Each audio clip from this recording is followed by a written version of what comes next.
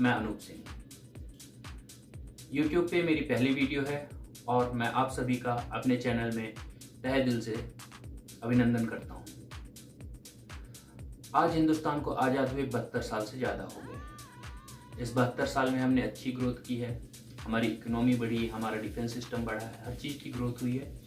देश developing country में है और इस टाइम पे लगभग सबकी नज़र हमारे देश पे है। एक अच्छी खासी पॉपुलेशन लेते हुए इस लॉकडाउन में हम अच्छी तरीके से लॉकडाउन का पालन करते हुए देश को एक प्रोग्रेसिव पथ पे आगे बढ़ा रहे हैं। नेहरू जी के देहांत के उपरांत 1965 में लाल बहादुर शास्त्री जी ने ओथ ली और उसी दौरान एक सम्मेलन में रामलीला मैदान के अंदर उन्होंने एक नारा दिया था, जय जवान जय किसान।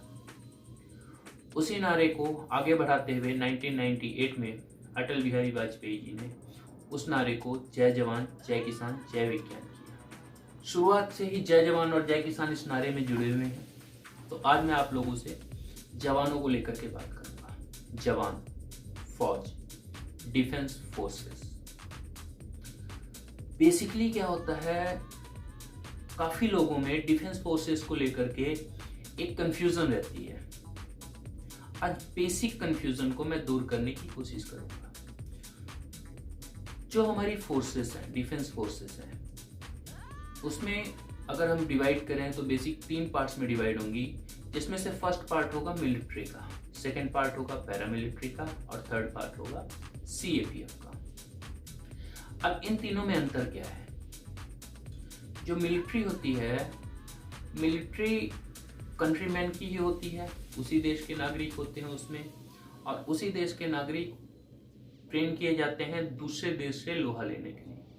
यदि दूसरा देश आपकी कंट्री में, आपके देश पे हमला करे, वो अपनी बाउंड्री बढ़ा करके आपके देश पे कब्जा करना चाहे, आपके देश की संपत्ति को बाहर का अगर नुकसान पहुंचाता है, तो उससे डीलिंग करने के लिए जो फोर्स हमारे पास होती है, equipped with lethal weapon, that is military.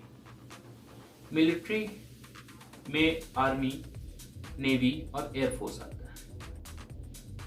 Military जो होती है वो मैनेज की जाती है डिफेंस के द्वारा, डिफेंस मिनिस्ट्री के द्वारा, और लीड की जाती है डिफेंस मिनिस्ट्री के ऑफिसर्स के द्वारा।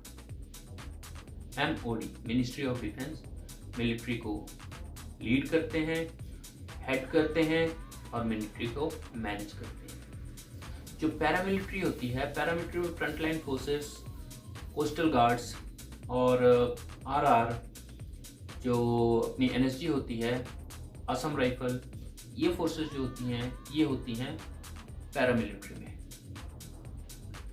पैरामिलिट्री क्या होती है? पैरामिलिट्री के जो मैनेजमेंट होते हैं वो एमएचए देखता है, मिनिस्ट्री ऑफ होम अफेयर्स, और इसको जो लीड करते हैं, ये जो इसको हेड करते हैं, तो वो होते हैं मिलिट्री के ऑफिसर्स, डिफेंस मिनिस्ट्री के ऑफिसर्स। मिनिस्ट्री ऑफ डिफेंस के जो ऑफिसर्स होते हैं वो पैरामिलिट्री को लीड करते हैं, पैरामिलिट्री को हेड करते हैं, और पैरामिलिट्री मैनेज की जाती है मिनिस्ट्री ऑफ होम अफेयर्स के द्वारा। अब आते हैं हम सीएपीएफ पे। सीएपीएफ क्या है? सीएपीएफ है सेंट्रल आर्म्ड पुलिस फोर्स।